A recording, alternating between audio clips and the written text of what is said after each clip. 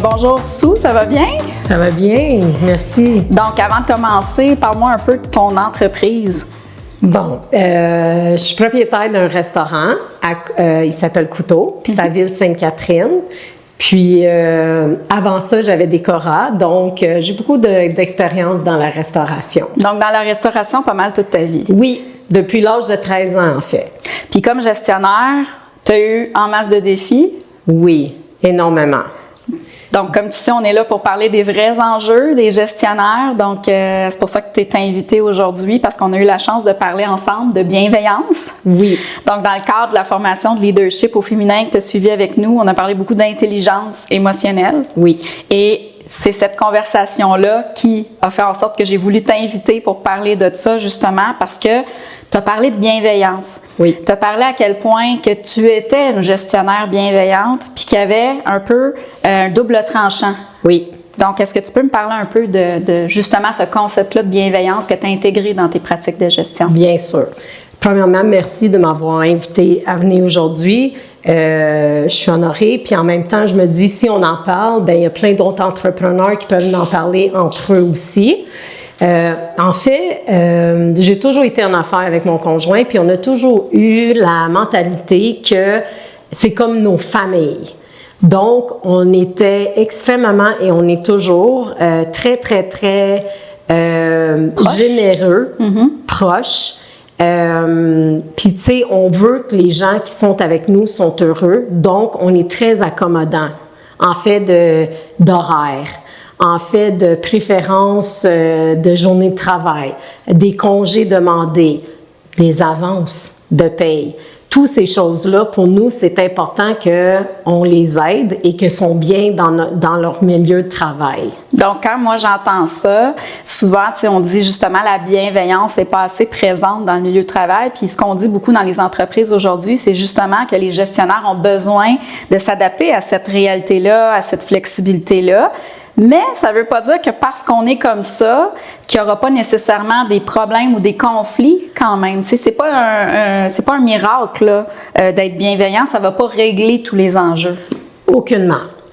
Par expérience, malgré le fait qu'on est super, super reconnaissant pour tous les gens qui ont rentré dans nos familles, dans toutes nos entreprises, dans le passé, il y a eu des moments où il y a des gens que, disons qu'on demandait certaines choses ou on devenait exigeant sur certaines choses, ben ils prenaient mal parce que ils se disaient, ben voyons, ils sont tellement gentils, pourquoi qu'elle me dit non ou pourquoi qu'elle me dit de refaire mon travail ou pourquoi que, tu sais, ça a un enjeu qui est un petit peu difficile à gérer aussi parce qu'il y a une ligne, tu sais, il y a une ligne entre veux pas patron et employé, malgré que moi, je dis toujours aux employés, on est sur la même ligne, on travaille ensemble, vous ne travaillez pas pour nous, on travaille ensemble. Ça reste qu'en bout de ligne, on a des choses qu'on doit faire comme entrepreneur et il y a des gens ils ont de la misère à accepter parce qu'on est tellement gentils puis qu'on les remercie à tous les jours parce que je remercie mes employés à tous les jours.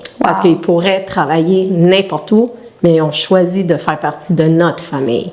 C'est incroyable parce que, tu sais, justement, tu suis ces bonnes pratiques-là au niveau de la bienveillance, la reconnaissance, la flexibilité. Oui. Puis, tu sais, j'aimerais que tu nous partages, parce qu'on est là pour se dire les vraies choses. Oui.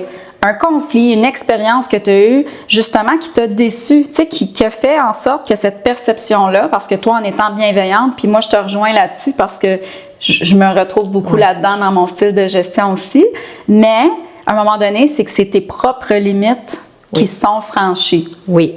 Donc, est-ce que tu as une expérience concrète, là, quelque chose qui s'est passé que tu pourrais nous partager? Oui, j'en ai plusieurs, parce que ça fait quand même beaucoup d'années, mais qu'est-ce qui m'est arrivé dans le passé, c'est que peu importe ce que j'aurais pu faire pour certaines personnes, il y en a qui nous ont volé, il y en a ils nous ont quittés sans préavis, il y en a qui nous ont menti, il y en a qui ont mis le restaurant en danger pour leurs propres besoins à eux.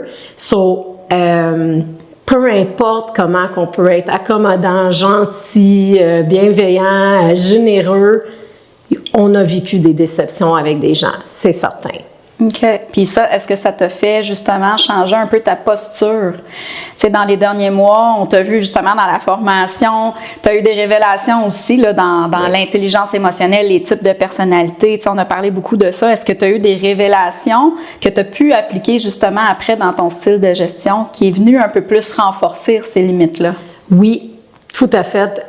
J'ai appris à travers de cette formation-là et après plusieurs années que je dois lâcher prise sur certaines choses et je devrais plus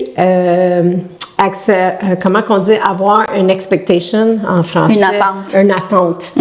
Ça, c'est une très grosse leçon pour moi. C'est que quand tu n'as pas d'attente, T'es pas déçu. t'es pas déçu. Puis ça m'a appris quand on a fait la formation aussi, c'est que comment gérer certaines personnes. Je les regarde aujourd'hui puis je dis, OK, de cette façon-là, ça ne fonctionnera pas, donc je vais essayer d'une autre façon. Ça m'a appris beaucoup. Puis, surtout, de ne pas avoir d'attente. Ça a été pour moi une leçon de vie. Puis, ça fait que je suis reconnaissante vraiment de l'équipe que j'ai bâtie, de l'équipe que j'ai et de tous les gens qui ont passé dans nos entreprises parce que ça fait que je suis devenue l'entrepreneur que je suis aujourd'hui. Je suis une meilleure personne. Je sais qu'est-ce que je ne veux pas faire dans mes entreprises et je sais qu'est-ce que je dois faire. Puis même si tu sais ça, cette expérience-là, est-ce que c'est facile de le mettre en application pour toi aujourd'hui? Ou ça reste comme un challenge parce qu'intrinsèquement, tu es une personne bienveillante. Donc, naturellement, tu vas toujours vouloir donner, être généreuse, accommoder. Donc, ça doit être quand même un conflit intérieur. Tellement. Ça allait un conflit intérieur et des fois, je suis très fatiguée. Tu sais, j'arrive de travailler puis je suis fatiguée parce que c'est hors de mon normal de faire quelque chose que je ne fais pas habituellement. Tu t'en vas dans ton adapté. Exactement. Je deviens fatiguée, mais je sais que c'est ça qu'on doit faire. C'est pas facile aujourd'hui. Surtout d'avoir des employés qui veulent vraiment travailler avec nous, là. Vraiment, c'est difficile aujourd'hui de trouver du bon staff. C'est sûr que mon naturel, c'est de tout faire pour qu'ils soient bien puis qu'ils veulent rester avec nous. Oui, je travaille là-dessus à tous les jours. Je t'écoute puis ça me fait penser aux enfants, tu sais, qu'on veut tout donner aux enfants, puis à un moment donné, bien, on perd le contrôle de notre maison parce que justement, il n'y a plus de discipline ou tout ça. Fait que c'est un peu comme ça aussi dans ce que tu as vécu, dans le fond, d'être capable de mettre des limites. Oui, exactement, de mettre mes limites. Aujourd'hui, je suis beaucoup mieux depuis la formation. Je suis capable et je suis présente dans le restaurant tous les jours, tandis que quand j'en avais 4, c'était difficile de gérer. Maintenant, c'est beaucoup plus facile parce que je suis là tous les jours. Je mets mes limites, je mets mes standards, je mets mes exigences, puis on le fait ensemble. Puis là, on a l'impression qu'on réussit à bâtir quelque chose avec eux.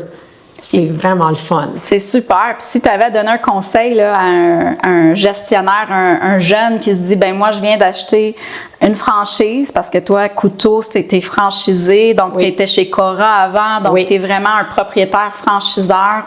Tu as vécu ces expériences-là à travers toutes tes années. Maintenant, avec toute ta sagesse, tout ce que tu as appris, tout ce que tu tires comme leçon, qu'est-ce que tu dirais à ce jeune gestionnaire-là qui rentre en restauration?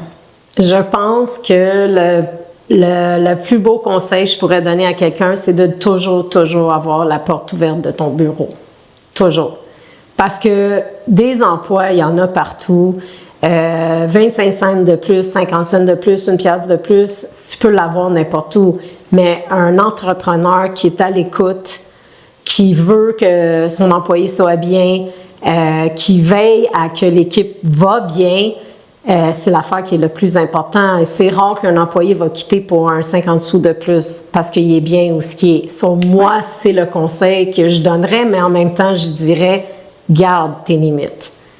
Laisse pas te faire, passer par-dessus tes limites parce que à un moment donné, il y a juste trop d'abus, puis tout le monde va juste... Tout le monde va perdre. Oui, exact. C'est super intéressant parce qu'effectivement, dans le top 4 des raisons pourquoi les gens restent en emploi aujourd'hui, c'est souvent la relation avec les collègues puis la relation avec le supérieur. Donc, en augmentant ta présence, tu sais, malgré que tu étais bienveillante, ton état de présence n'était pas assez grand pour avoir un impact. Donc, tu as pu augmenter ton état de présence puis changer tout ça. Puis c'est ce que tu recommandes. Oui. Dans le fond, au prochain aussi, à ceux qui vont prendre la relève dans ce secteur d'activité-là, c'est d'être présent. Oui. Donc, ça, c'est important. Oui, très, très important. Donc, on continue la bienveillance malgré tout, mais avec des limites. Oui, exactement. Ben Sue, je te remercie pour ton partage. C'est super intéressant, c'est puissant, ça nous en dit long sur les vrais enjeux qui se cachent en arrière de tout ça. On pense d'un fois avoir la solution miracle, on pense que, tu sais, avoir ce comportement-là, ça va tout changer. Mais ton témoignage aujourd'hui, ça nous démontre vraiment les vrais enjeux qui se cachent derrière tout ça. Et malgré la bienveillance, malgré justement tout le bon vouloir, bien, il y a quand même des choses à regarder différemment, des limites à mettre. Donc, c'est quand même des choses à travailler. Oui, définitivement. Donc, je te remercie pour ta présence. Bien, merci à toi de m'avoir invitée. À bientôt.